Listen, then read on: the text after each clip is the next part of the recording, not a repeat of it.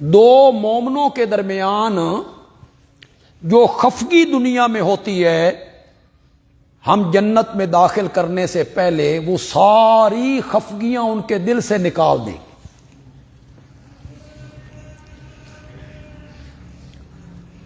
صحابہ کے درمیان بھی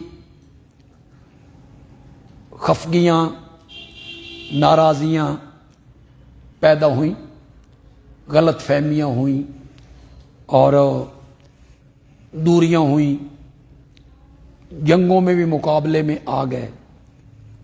تو حضرت علی رضی اللہ تعالیٰ عنہ کا قول ہے کہ یہ آیت ہمارے بارے میں ہے کہ اللہ یہ ساری چیزیں ہمارے دلوں سے باہر نکال دے۔ غلط فہمیوں کی وجہ سے یہ سب چیزیں ہوتی ہیں۔ یہ جو حضرت معاویہ رضی اللہ تعالیٰ عنہ اور حضرت علی رضی اللہ تعالیٰ عنہ کے مابین ایک جنگ ہوئی، تو یہ بھی غلط فہمیوں کی وجہ سے۔ حضرت معاویہ کو یہ غلط فہمی ہو گئی کہ حضرت عثمان کی شہادت میں یا بدلہ لینے کے لیے قاتلوں سے حضرت علی سستی کر رہے، انہیں کیا ہو گئی؟ غلط فہمی ہوگی۔ تو غلط فہمیوں کی وجہ سے یہ ہوگی، تو آپس میں آ گئے، مقابلے میں آ گئے۔ اب اس غلط فہمی کو بنیاد بنا کے عقلیات چلانا کہ جب دو آدمی آپس میں لڑتے ہیں نا جی اور جھگڑتے ہیں نا جی، ایک تو حق پہ ہوتا ہے، تو پھر لوگ فیصلہ کرنے بیٹھ جاتے ہیں فلاں حق پہ تھا اور فلاں باطل پہ تھا۔ تجھے جج کس نے بنایا؟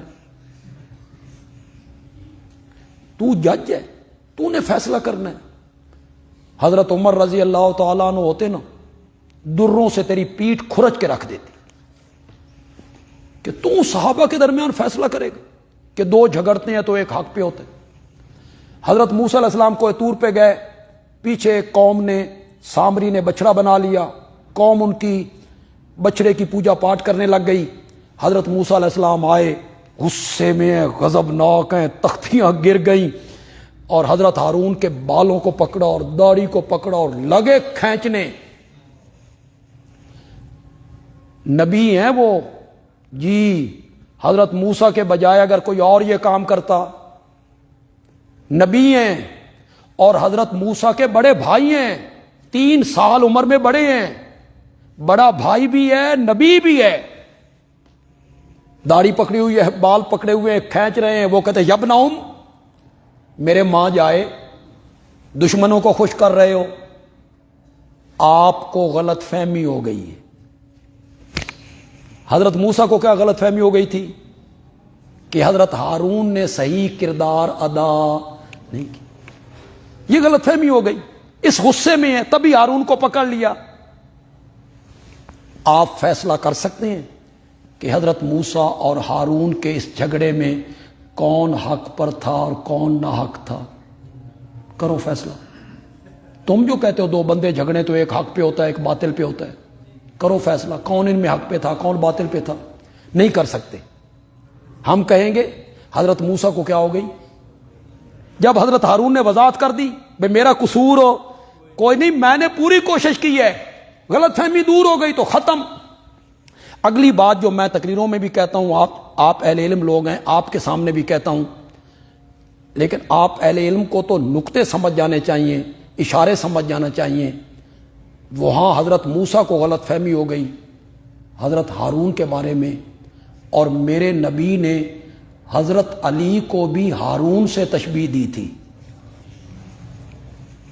کیا کہا تھا تبوک میں؟